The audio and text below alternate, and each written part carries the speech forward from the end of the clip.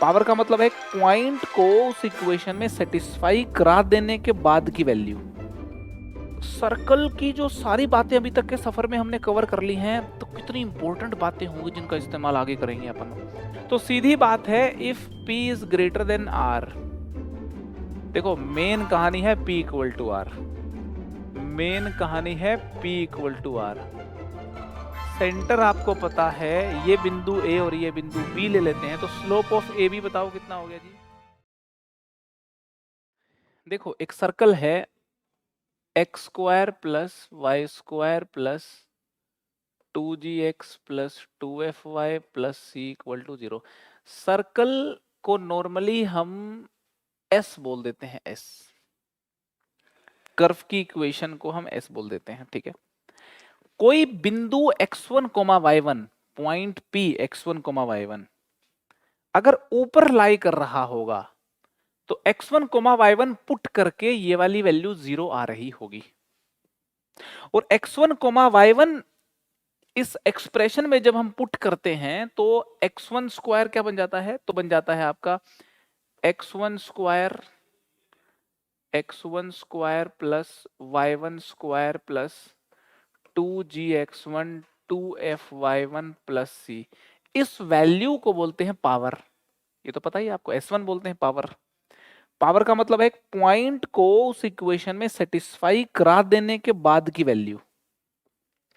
तो अगर पॉइंट यहां पे लाई कर रहा है तो ये वैल्यू 0 होती है, मतलब पावर 0 होती है। तो पॉइंट P किस पे लाई कर रहा है, सर्कल पे लाई कर रहा है। अगर पॉइंट अंदर है, पॉइंट P अंदर है, तो ये x1 y1 जब इसमें सेटिस्फाई कराओगे तो 0 आने की बजाय नेगेटिव आ जाएगा। और ये पॉइंट बाहर होता तो इसकी पावर पॉजिटिव होगी, है ना। तो पावर के साइन को देख के ये बताया जा सकता है कि पॉइंट अंदर है कि बाहर है कि ऊपर है ना। ये इस कॉन्सेप्ट का मोटिव है, मेन मोटिव है ये बताना कि सर्कल के रेस्पेक्ट में पॉइंट बाहर है, अंदर है कि ऊपर है ना। और वो बताने के लिए पावर नाम की चीज का साइन देखना बड़ा जरूरी है, ठीक है। ये तो अपने को पता चल गया, मगर क्यों ऐसा होता है ये पता चल गया, क्यों होता है ऐसा। हाँ क्लियर है ना, एकदम लॉजिक क्लियर है ना अपने को, ठीक है ना। चलो बढ़िया है। आपको एक इंटरेस्टिंग बात बताता हूं, यहां पे सर्कल खत्म हो गया कंप्लीट, सर्कल कंप्लीट हो गया। यहां पे स्ट्रेट लाइन पहले कंप्लीट हो गया था, सर्कल यहां कंप्लीट हो गया। अब आगे चालू होता है चैप्टर सर्कल एंड अलाइन।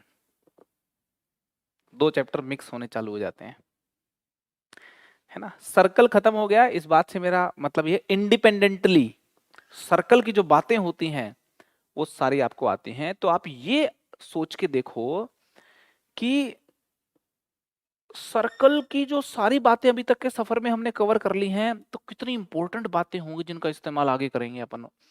और इन्हीं पे बहुत सारे क्वेश्चन भी बन सकते हैं, ये आप मुझे लगता है फील कर सकते होगे, ठीक है। तो आगे हम पढ़ने वाले हैं सर्कल,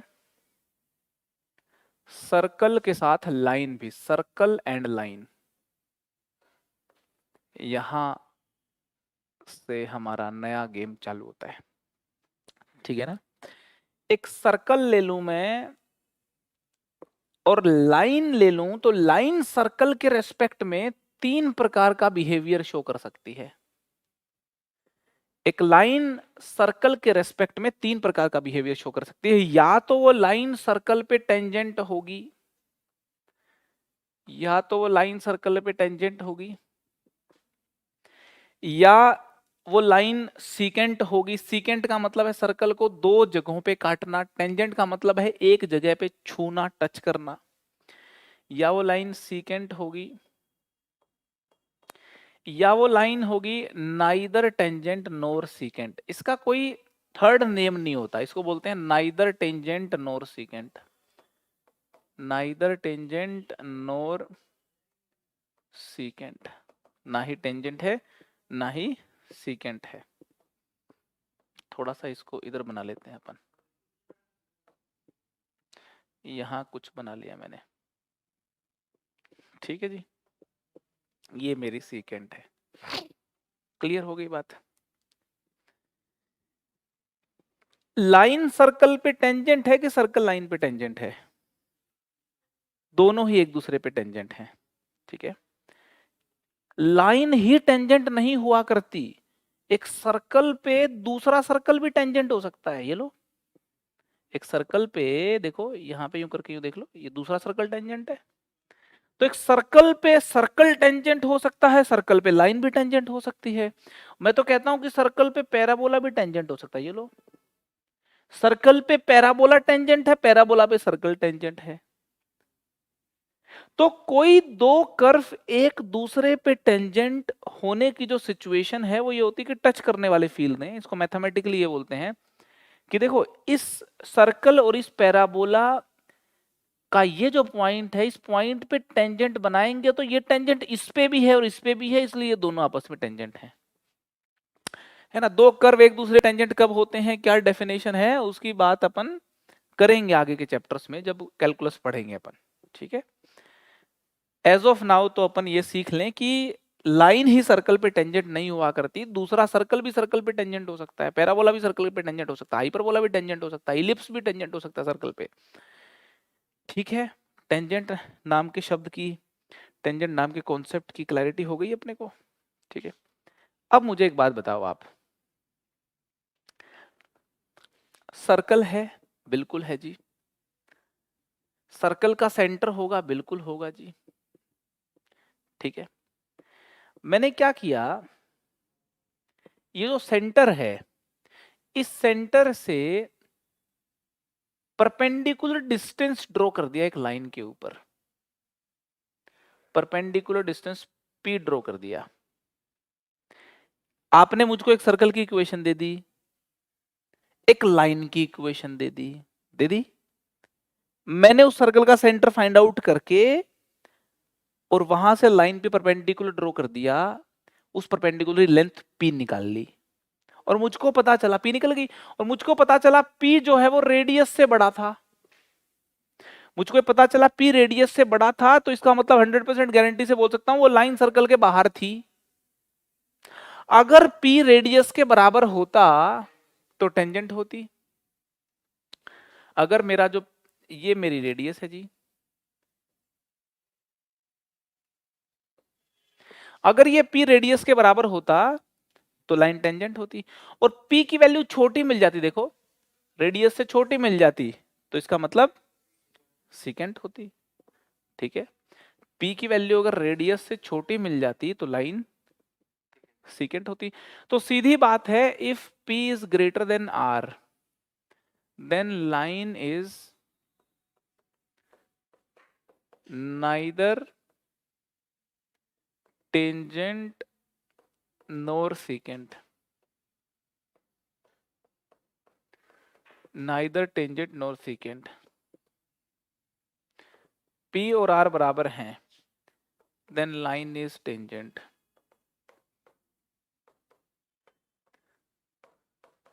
और p लेस देन r है, then line is secant. Line क्या होगी, लाइन सीकेंट होगी, ठीक है। ये p इक्वल टू r जो है ना, इसको बोलते हैं कंडीशन ऑफ टेंजेंसी, है ना। ये है condition of tangency, condition of tangency, tangent होने की कंडीशन, p और r बराबर होनी चाहिए, ठीक है।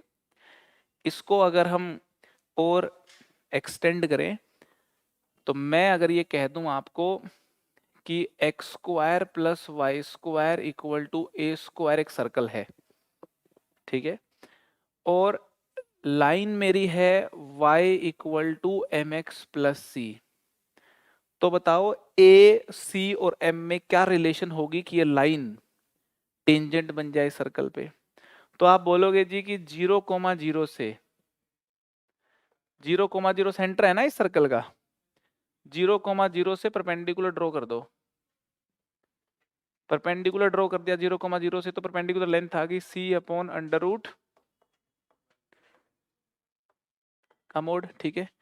ये परपेंडिकुलर लेंथ P अगर रेडियस के बराबर हो जाए, रेडियस के बराबर हो जाए, तो इसका मतलब लाइन सर्कल पे क्या हो जाएगी, टेंजेंट हो जाएगी।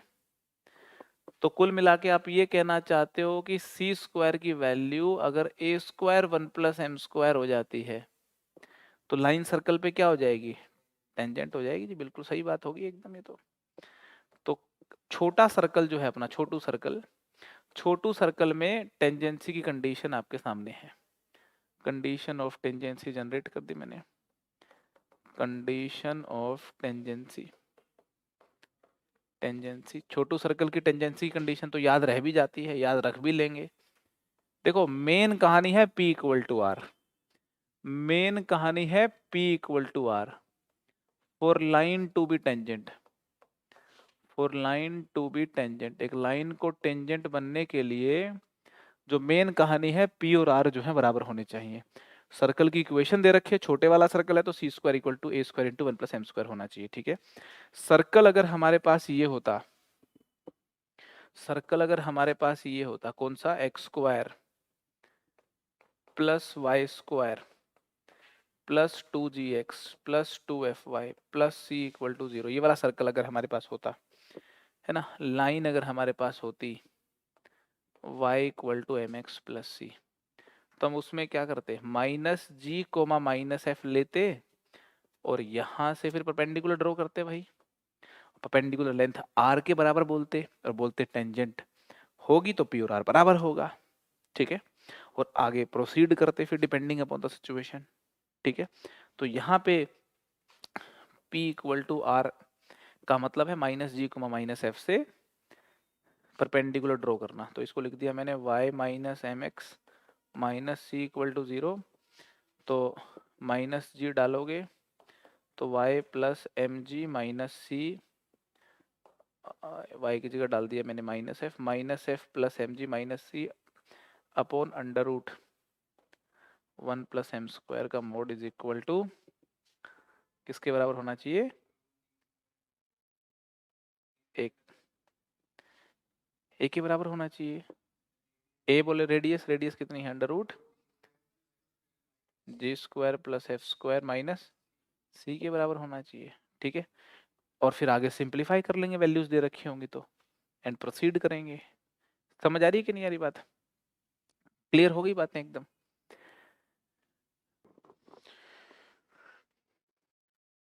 देखते हैं जरा सोल्यूशन। देखो सर्कल है x² plus y² equal to 4, ठीक है ना।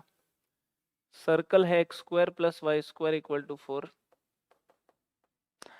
पॉइंट है आपका 1,√3 है ना, और ये पॉइंट इस पे लाई कर रहा है, आप इसको सेटिस्फाई करा के देख लो, ठीक है जी।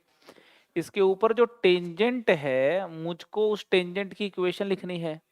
तो टेंजेंट एक लाइन ही तो है, इसकी इक्वेशन लिखनी है, तो पॉइंट मालूम है, स्लोप मालूम चल जाए तो काम हो जाएगा। तो मेरे को अगर टेंजेंट का स्लोप मालूम चल जाए तो बढ़िया काम हो जाएगा, ठीक है।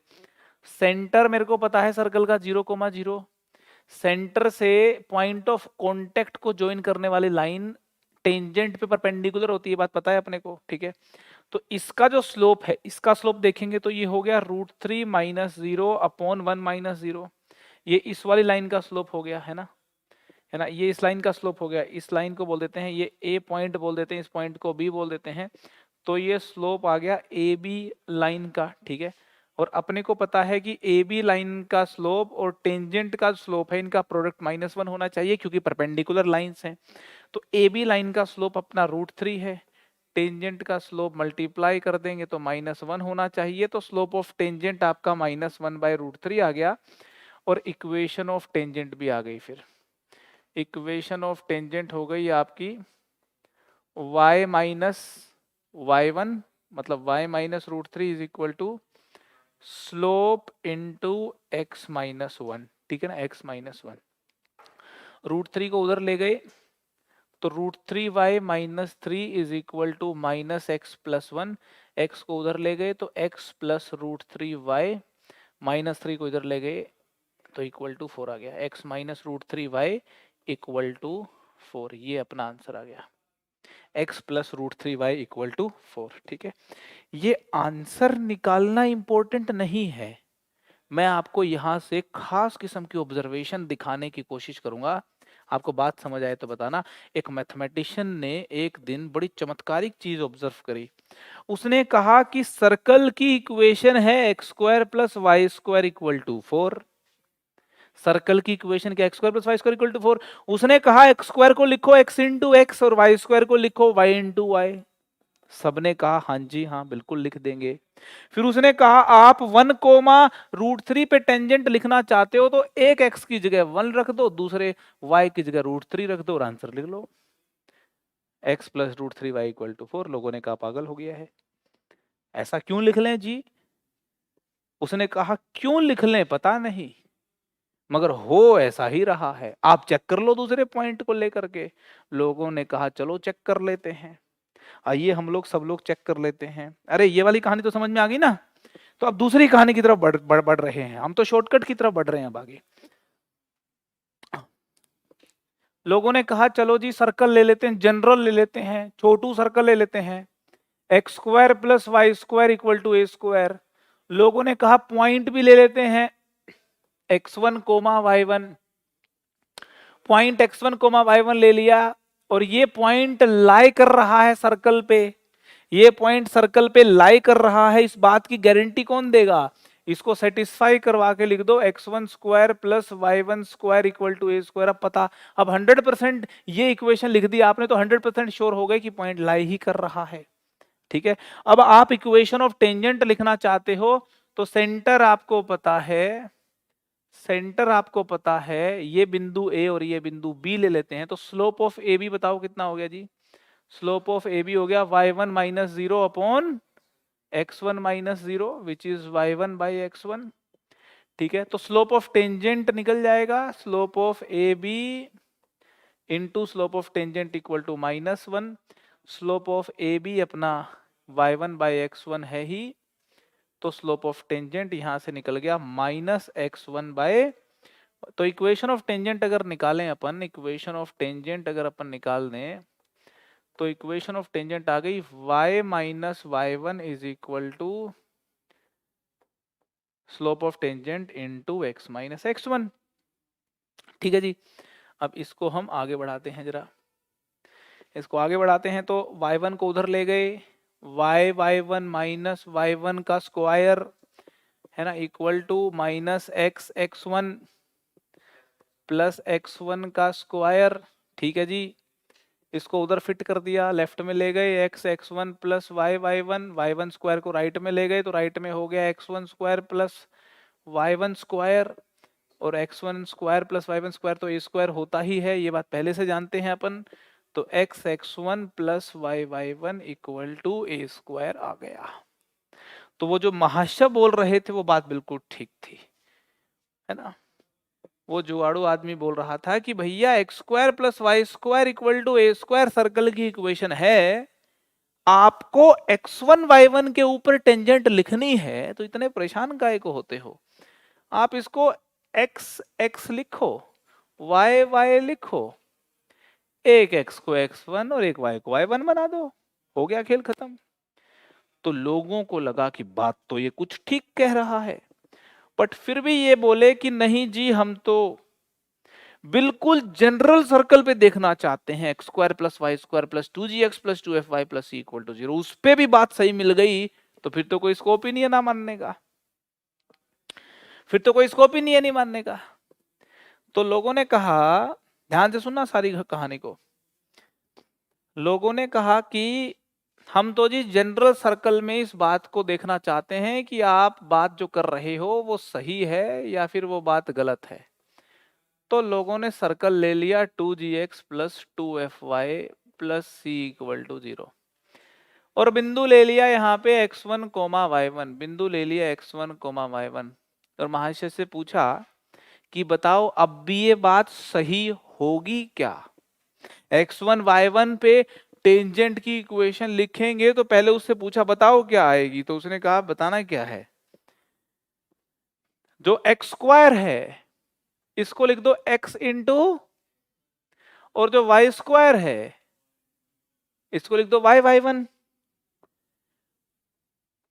और ये जो 2x है 2x, उसने कहा 2x को लिख दो x प्लस x, और एक x को x1 कर दो, और ये जो 2y है इसको कर दो y प्लस y, और एक y को y1 कर दो, कांस्टेंट को छेड़ो ही मत, आंसर। तो उसने कहा अब तो ठीक है भाई, एक्स स्क्वायर को x इंटू एक्स करके एक x को x1 कर दिया, और 2x को x प्लस x करके एक x को x1 कर दिया, और उसने कहा कि आप चाहे चेक कर लो, यही इक्वेशन मिलेगी टेंजेंट की इक्वेशन जो है, टेंजेंट की इक्वेशन आ गई है x1 y1 के ऊपर। अगर यही इक्वेशन आनी है तो चलो जी देखते हैं जरा, इस इक्वेशन को वेरीफाई कर लेंगे अपन। ये रख लेते हैं यहाँ पे इसको, ये लो इधर करके रख ली मैंने, है ना, अपनी निगाहें हैं इसके ऊपर कि ये आएगी कि नहीं आएगी। चलो चेक करते हैं जी, क्या हो गया इसका सेंटर कितना हो गया, -g, -f सेंटर हो गया, ठीक है। स्लोप निकल जाएगा इस लाइन का, ये टेंजेंट है जिसकी अपने को इक्वेशन निकालनी है, ठीक है।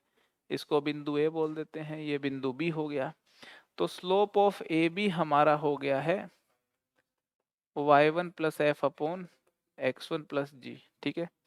तो स्लोप ऑफ टेंजेंट कितना आ जाएगा, -x1 plus g upon y1 plus f, y1 plus f, ठीक है।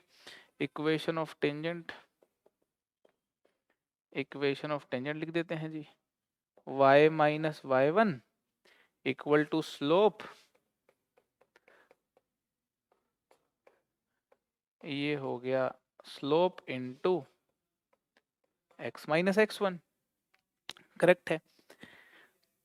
जब मल्टीप्लाई करेंगे तो ध्यान से मल्टीप्लाई करेंगे, देखो जब ये ब्रैकेट इससे मल्टीप्लाई होगी तो y y1 आ गया,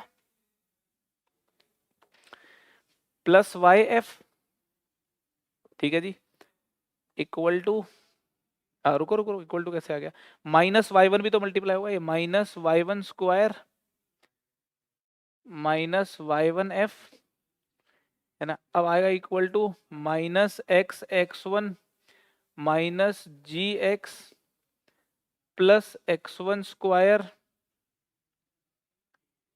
प्लस gx1, ठीक है जी। ये चीज समझ में आ गई बात आपने को, तो इसको थोड़ा इधर करते हैं।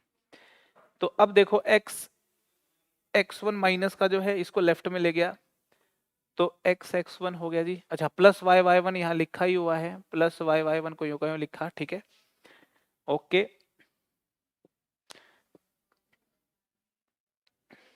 करेक्ट है, बिल्कुल ठीक है। अब देखो x g यहाँ पे -gx लिखा हुआ है, और यहाँ पे लिखा हुआ है प्लस gx1, कुछ यहाँ पे माइनस प्लस का मैंने लफड़ा कर दिया क्या,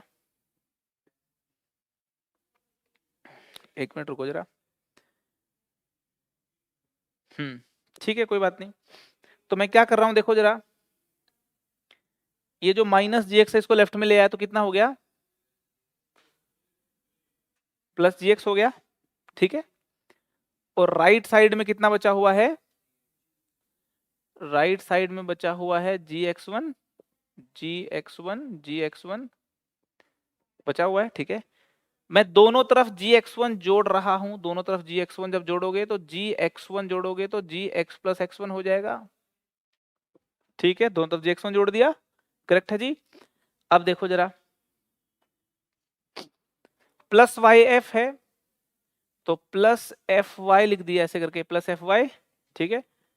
-y1 f को इधर लेके आया, प्लस fy1, और दोनों तरफ fy1 जोड़ूंगा तो 2fy1 हो जाएगा, और fy1 जोड़ेंगे तो प्लस y1 हो जाएगा, ठीक है जी, बिल्कुल एकदम। अच्छा, x1 स्क्वायर देखो यहां लिखा हुआ पहले से, इसको इधर लेके आया तो प्लस y1 स्क्वायर हो गया, समझ में आ रही बात आपको। तो x1 y1 इसको सेटिस्फाई कर रहा है, तो x1 y1 सेटिस्फाई कर रहा है, तो x1 square plus y1 square plus 2gx1 plus 2fy1 plus c 0 के बराबर है, तो x1 square plus y1 square plus 2gx1 plus 2fy1 की वैल्यू -c हो गई। तो ये जो क्वांटिटी हो गई ये क्वांटिटी हो गई माइनस सी, इसको उधर लाए तो जो उसने कहा था वही आ गया, जो उसने कहा था बिल्कुल वही आ गया कि जी x(x1) plus y(y1) plus gx plus x1 f y y plus y1 plus c equal to 0। अरे समझ में आ रही कि नहीं आ रही? तो कुल मिलाकर के मैं कहें इक्वेशन ऑफ टेंजेंट, अगर मैं कहूं equation of tangent to this circle at x1 y1 point lying on it is given by ये वाली equation, is given by this equation। ये हमने साबित कर दिया है जी, is given by this equation। तो इस इक्वेशन को अपन अच्छे से नोट कर लेंगे। तो सर्कल के ऊपर x1 y1 पॉइंट अगर लाई कर रहा है तो उसके ऊपर जो टेंजेंट की इक्वेशन होगी वो है ये।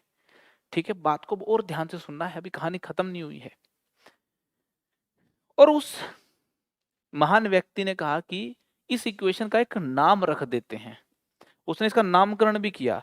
उसने कहा इस हरकत को बोलते हैं, लेट्स से दिस हरकत इज t इक्वल टू 0। उसने इस हरकत को t इक्वल टू 0 का नाम दिया। t इक्वल टू 0 क्यों? क्योंकि टेंजेंट की इक्वेशन है, टेंजेंट इक्वल टू 0 है ये। उसने इस हरकत को क्या कहा? ये हरकत क्या है? t equal to 0। और उसने कहा अगर किसी आदमी को t इक्वल टू 0 बनाना आता है तो समझ लो टेंजेंट लिखनी आती है। अगर किसी आदमी को t इक्वल टू 0 बनाना आता है तो टेंजेंट लिखनी आती है। अगर आप ये जान ले रूल क्या है t इक्वल टू 0 लिखने का,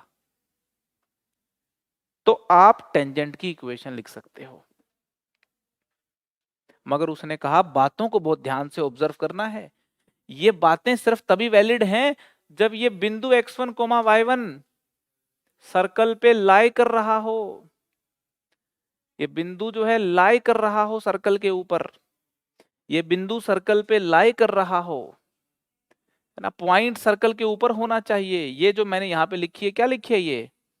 t इक्वल टू 0 लिखी है। किसका t इक्वल टू 0 बना दिया? इसका t, सर्कल की इक्वेशन का t इक्वल टू 0 बना दो तो टेंजेंट बन जाती है ना। क्या लिखी है मैंने? ये t इक्वल टू 0 लिखी है मैंने। ये t इक्वल टू 0 किसका बना दिया? सर्कल की इक्वेशन का t इक्वल टू 0 बनता है तो टेंजेंट बन जाती है। तो उसने कहा कि बात एकदम साफ है, सर्कल की इक्वेशन होगी, कोई बिंदु सर्कल पे लाई कर रहा होगा, उस सर्कल की इक्वेशन का विद रिस्पेक्ट टू दैट बिंदु, या यूं कह दें उस बिंदु का with respect to that circle t equal to 0 बना दो, सीधा आ जाएगी टेंजेंट की इक्वेशन। सीधा आ जाएगी टेंजेंट की इक्वेशन। तो लोग बहुत खुश हुए, उनको लगा कि बड़ा कॉन्सेप्ट मिल गया t इक्वल टू 0। मगर एक दिन उस महाशय ने यह भी कह दिया कि ये जो बात मैं कह रहा हूं t इक्वल टू 0 बनाने वाली, ये पैराबोला पे भी लगा दो, चाहे इलिप्स पे भी लगा दो, चाहे हाइपरबोला पे भी लगा दो, चाहे। आप बोलेंगे कैसे लगा दो? अभी बता देता हूं कैसे लगा दो। कोई एक पैराबोला बताओ, एक पैराबोला की इक्वेशन बताओ। बताओ कैसा पैराबोला लिखवाना चाहते हो आप मुझसे? कोई पैराबोला की इक्वेशन बता सकते हो? y is equal to x square लिख लेते हैं, मान लो बहुत ही सिंपल पैराबोला लिख लिया, ये लो y equal to x square. ठीक, आप चाहते हो 1,1 के ऊपर टेंजेंट लिखना, 1,1 पे टेंजेंट की इक्वेशन लिखना चाहते हो, है ना। तो देखो y को लिख लो 2y इंटू 1/2, लिख सकते हैं ना ऐसे करके अपन? अरे लिख सकते हैं। तो मास्टर ने कहा कि ये जो 2y है इसको लिख दो y प्लस y1 कितना है? 1। और एक्स स्क्वायर को लिख दो x इंटू x1 वो 1। उसने कहा टेंजेंट की इक्वेशन आ गई, तो चेक कर लो। उसने कहा कि टी इक्वल टू जीरो इतना ताकतवर कॉन्सेप्ट है, पैराबोला पे लगा लो, इलिप्स पे लगा लो, हाइपरबोला पे लगा लो, सर्कल पे लगा लो, किसी भी कोनिक पे लगा लो, लगाया जा सकता है, सही आंसर देगा। और हर कोनिक के लिए प्रूव किया। सर्कल के लिए प्रूव कर दिया मैंने, पैराबोला आएगा तो वहां पे भी प्रूव कर देंगे कि t equal to zero valid है, इलिप्स आएगा वहां पे भी प्रूव कर देंगे t equal to zero valid है, हाइपरबोला आएगा वहां पे भी प्रूव कर देंगे t equal to zero valid है। तो आपको समझ में आ जाएगा टी इक्वल टू जीरो तो यूनिवर्सल कॉन्सेप्ट है कोनिक सेक्शंस के लिए। तो आपको ये फील हो रहा है कि मैंने आपको पैराबोला, इलिप्स और सर्कल में भी टेंजेंट, पैराबोला, इलिप्स और हाइपरबोला में भी टेंजेंट लिखनी सिखा दी। जब मैं पैराबोला पढ़ाऊंगा, टेंजेंट पढ़ाऊंगा, तो बोल दूंगा t equal to zero, tangent की इक्वेशन होगी उस बिंदु पे जो बिंदु पैराबोला लाई कर रहा होगा। और सिमिलर बात मैं इलिप्स और हाइपरबोला में भी करूंगा। अरे समझ में आ रही कि नहीं आ रही? अगर आपको समझ में आ रही तो बहुत ही बढ़िया बात है। तो कुल मिलाकर के अगर हम ये जान लें कि t इक्वल टू जीरो क्या है और t इक्वल टू जीरो के बनाने के रूल्स क्या हैं, तो अपन बहुत कुछ जान लेंगे टेंजेंट के बारे में, ठीक है ना। t equal to zero is the equation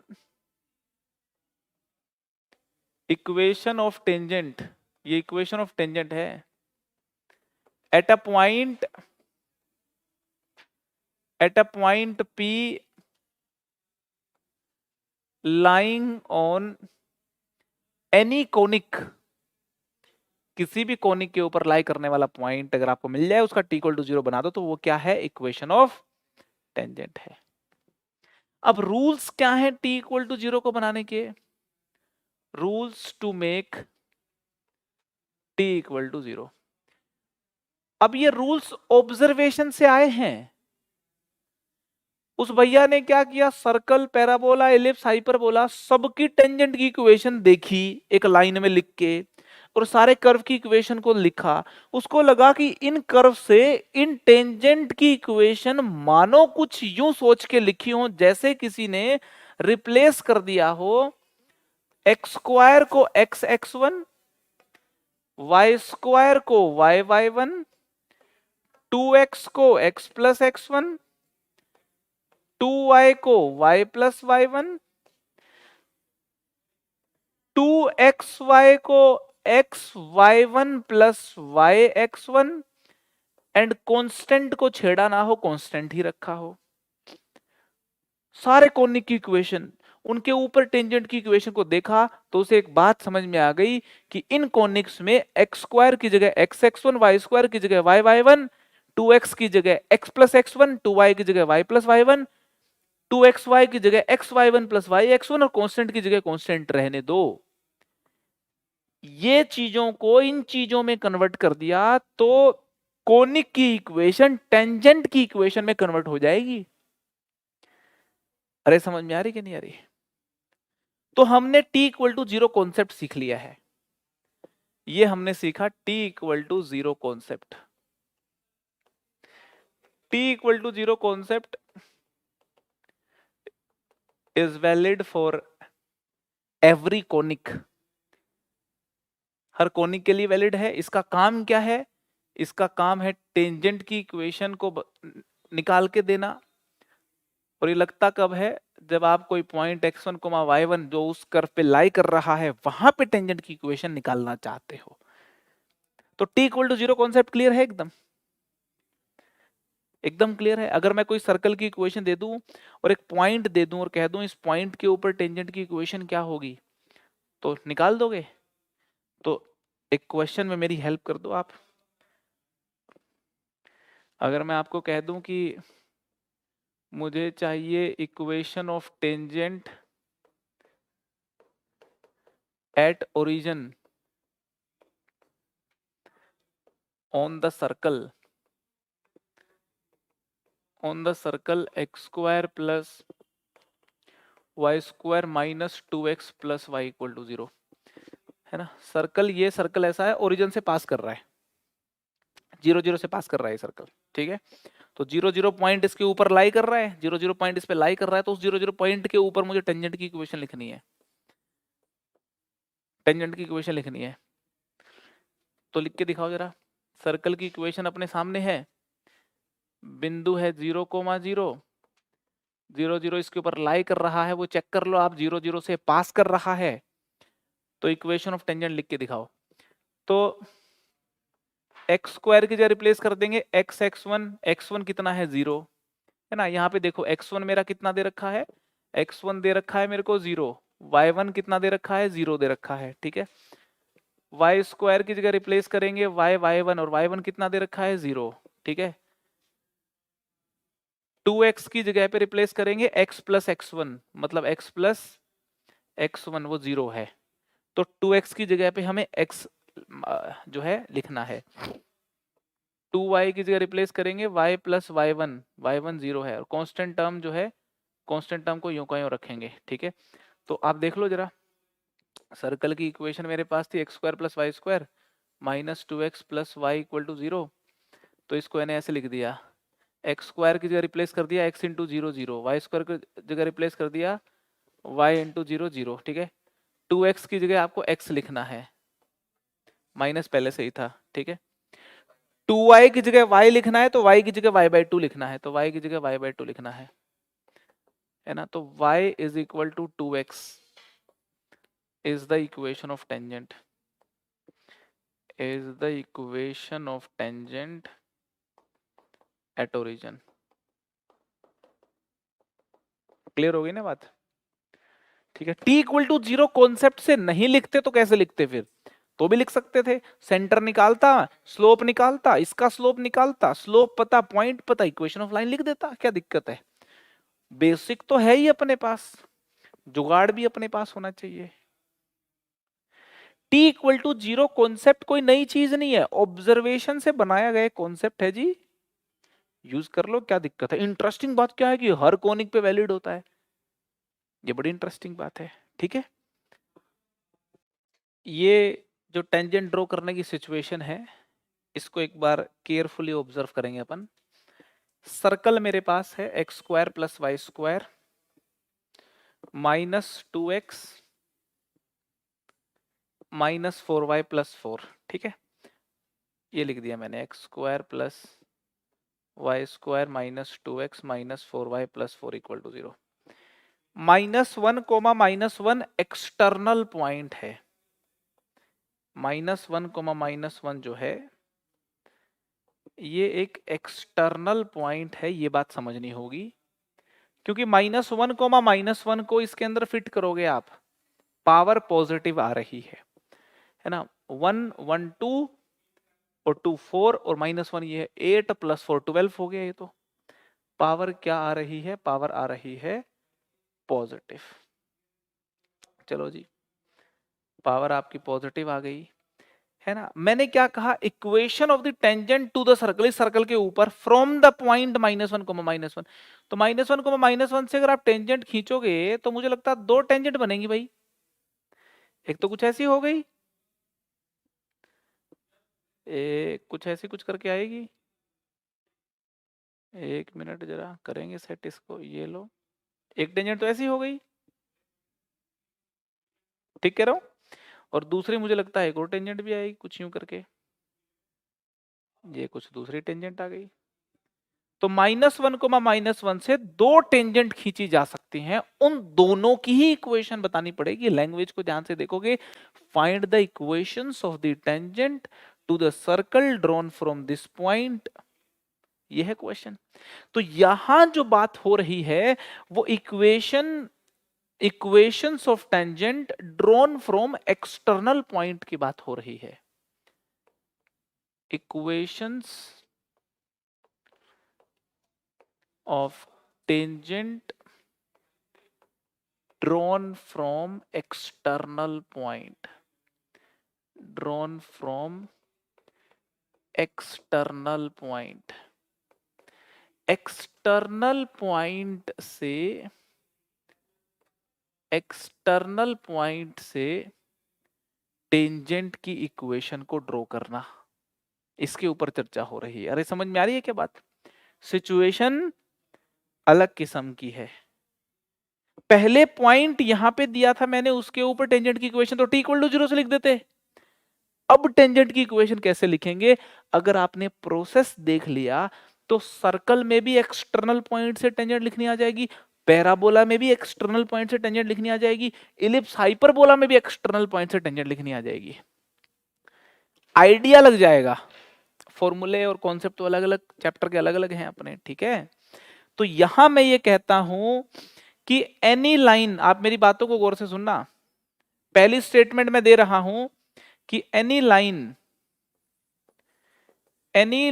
passing through -1, -1 will be like y + 1 = m × x + 1। बताओ अगर आप सहमत हो तो। -1, -1 से मैं कह रहा हूं कोई भी लाइन पास करती हो, टेंजेंट ही नहीं, कोई भी पास करती हो, उसकी शक्ल ऐसी होगी, y -1 = स्लोप × x -1, यही होगी। मतलब इस टाइप की लाइंस हैं ये सारी की सारी जो भी -1 को -1 से पास करती हैं, mx + m-1 की शक्ल की। तो इस पॉइंट से पास होने वाली सारी लाइंस की शक्ल ऐसी है, तो इन दोनों की इक्वेशंस भी इसी फॉर्मेट की होंगी। इन दोनों की जो इक्वेशन है, इसकी इक्वेशन भी कुछ ऐसी फॉर्मेट की होगी भाई। अगर टेंजेंट बनना है इन लाइंस को, तो सेंटर कितना है? सेंटर कितना है? 1,2। सेंटर है इसका 1,2। सेंटर से ये जो परपेंडिकुलर डिस्टेंस है, इसको रेडियस के बराबर होना पड़ेगा अगर ये लाइन टेंजेंट बनना चाहती है तो। अरे समझ में आ रही कि नहीं आ रही? तो रेडियस कितनी है सर्कल की? रेडियस है आपका 1 का स्क्वायर + 2 का स्क्वायर -4। तो ये कैंसिल, रेडियस तो 1 है, ठीक है। तो ये जो परपेंडिकुलर डिस्टेंस है 1,2 से, परपेंडिकुलर डिस्टेंस निकालते हैं अपन, लेकिन उससे पहले लाइन की इक्वेशन को थोड़ा ऐसा करके लिख देता हूं मैं। तो 1,2 से देखेंगे तो 2 - m - m + 1 अपॉन √1 + m², ठीक है। This distance is equal to the radius, p = r बना दिया मैंने। अगर ये लाइन बनना चाहती है टेंजेंट तो, ठीक है, यहां से m निकालेंगे और यहां से 2m आने चाहिए, क्योंकि दो लाइनें ऐसी कोशिश कर रही हैं टेंजेंट बनने की, 2m अब ऑटोमेटिकली आने चाहिए। देख लेते हैं 2m आ रहे हैं क्या, ठीक है। तो 2 और 1 3 - 2m है ना, दोनों तो स्क्वायर कर देते हैं। तो 3 - 2m का square will be equal to 1 + m², है ना। तो ये हो गया 9 + 4m² - 12m = 1 + m²। आगे यहाँ सोल्व कर लेते हैं, m² को उधर ले गए, 3m² - 12m = 0। m is equal to -b + -b² - 4 AC/2a। तो m यहां से हो गया 12 ± कितना होगा 48, 48/6। 48 को लिख सकते हैं 4√3, है ना, 4√3। तो 4√3 अगर लिख देंगे अपन, तो ये हो गया 2 ± 2/3√3, है ना। 2m मिल गए मेरे को, ठीक है। तो इक्वेशन जो है टेंजेंट की, इक्वेशन ऑफ टेंजेंट्स, है ना, इक्वेशंस जो हैं वो आ जाएंगी भाई। y + 1 = स्लोप आ गया 2 ± 2/3√3 × x + 1 आंसर। अरे समझ में आ रही कि नहीं आ रही बात? तो एक्सटर्नल पॉइंट से टेंजेंट की इक्वेशन लिखने का प्रोसीजर पता चल गया। एक्सटर्नल पॉइंट से टेंजेंट की इक्वेशन लिखने का कोई फॉर्मूला नहीं है, प्रोसेस है। इस प्रोसेस को अगर अपन नोट कर लेंगे तो हमारी दुविधा एक्सटर्नल पॉइंट से टेंजेंट लिखने वाली सोल्व हो जाएगी, ठीक है। तो क्या करेंगे हम, इस बिंदु से पास होने वाली इक्वेशंस का फॉर्मेट कैसा होगा वो लिख देंगे।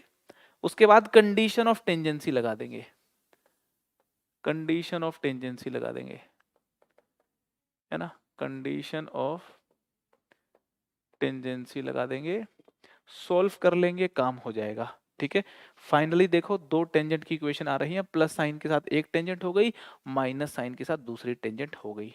करेक्ट है जी, लिखो जरा। आपने लेंथ ऑफ टेंजेंट सुना है या महसूस कर सकते हो लेंथ ऑफ टेंजेंट चीज क्या होती होगी?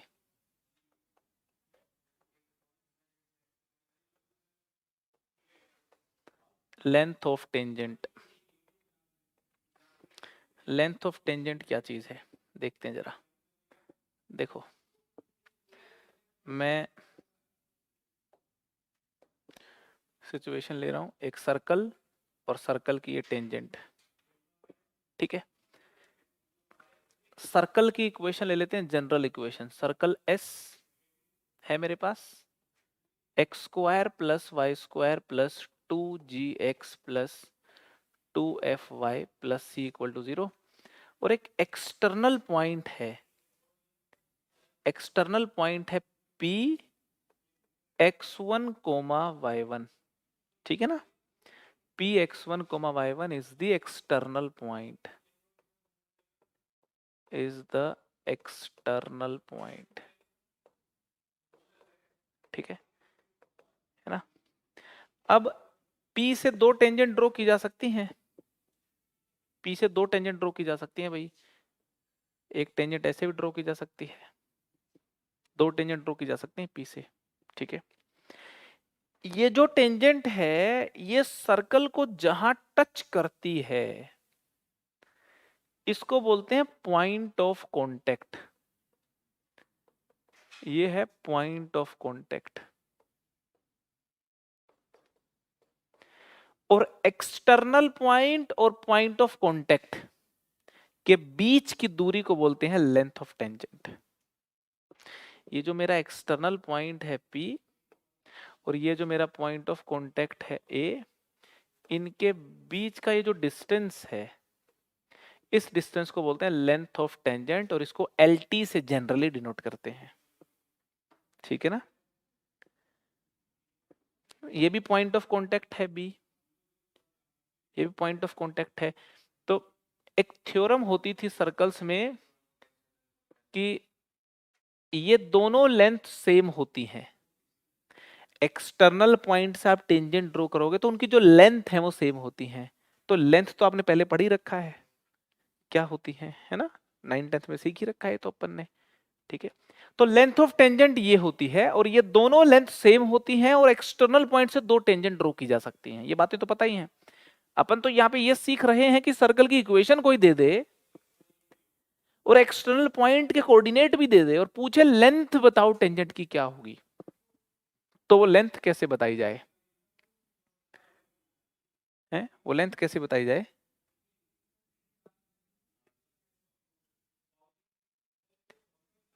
उसके लिए मुझे तो लगता है कि देखो ये डिस्टेंस और ये डिस्टेंस तो पता है, देखो ये और ये कह देते हैं सेंटर कह देते हैं इसको।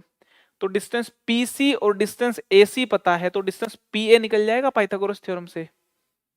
तो डिस्टेंस PA जो है यही है लेंथ ऑफ टेंजेंट बेसिकली, और ये निकल जाएगा पाइथागोरस थ्योरम से। PA हो गया आपका PC का स्क्वायर माइनस AC का स्क्वायर,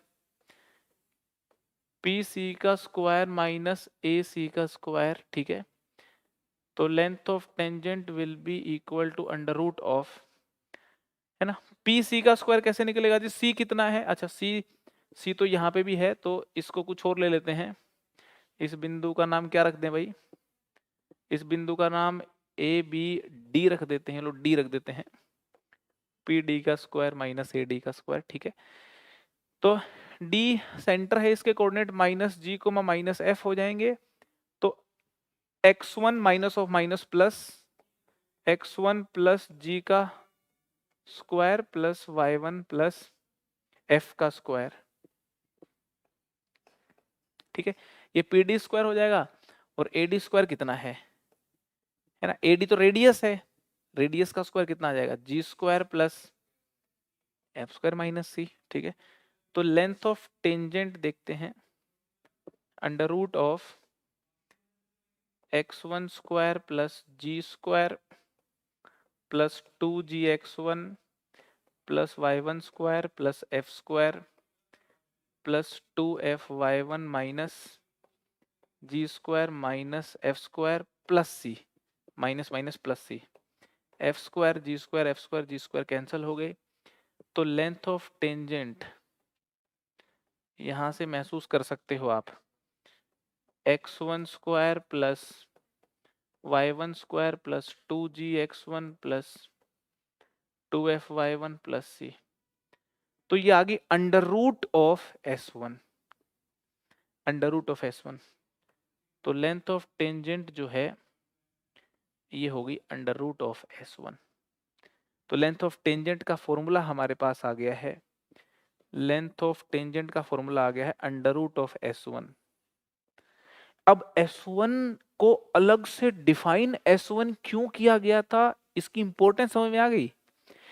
s1 का इस्तेमाल पोजीशन ऑफ पॉइंट बताने में भी किया गया, S1 का इस्तेमाल लेंथ ऑफ टेंजेंट बताने में भी किया गया, और S1 का इस्तेमाल आगे भी चैप्टर्स में आता रहेगा। तो S1 तो बड़ी ब्यूटीफुल सी चीज हो गई, इसको तो अलग से पढ़ना ही चाहिए था, पढ़ भी लिया, बहुत सारी चीजें डेवलप हो जाती हैं S1 से। एक और बात यहां से महसूस कर लो, आप कर पाओ तो, अगर S1 नेगेटिव हो गया तो लेंथ संभव ही नहीं है, संभव नहीं है, वो तब होगा जब पॉइंट अंदर होगा। तो पॉइंट अंदर होगा तो S1 नेगेटिव होगा, ये बात वापस प्रूव कर दी अपन ने। जब S1 नेगेटिव है तो 100% अंदर होगा पॉइंट, S1 पॉजिटिव है तो लेंथ संभव है, तो पॉइंट एक्सटर्नल है। तो S1 positive pay point external होगा, S1 नेगेटिव पे पॉइंट इंटरनल होगा, और S1 जीरो आ गया तो लेंथ जीरो, मतलब पॉइंट ऑफ कॉन्टेक्ट ही आपका पॉइंट P बन गया। तो ये बातें भी, पोजीशन ऑफ पॉइंट भी एक्सप्लेन हो गया यहां से पोजीशन ऑफ पॉइंट भी एक्सप्लेन हो गया, बहुत ही बढ़िया।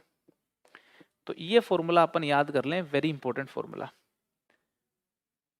वेरी इंपॉर्टेंट फॉर्मूला, लर्न कर लें इसको। ठीक है, नोट कीजिए,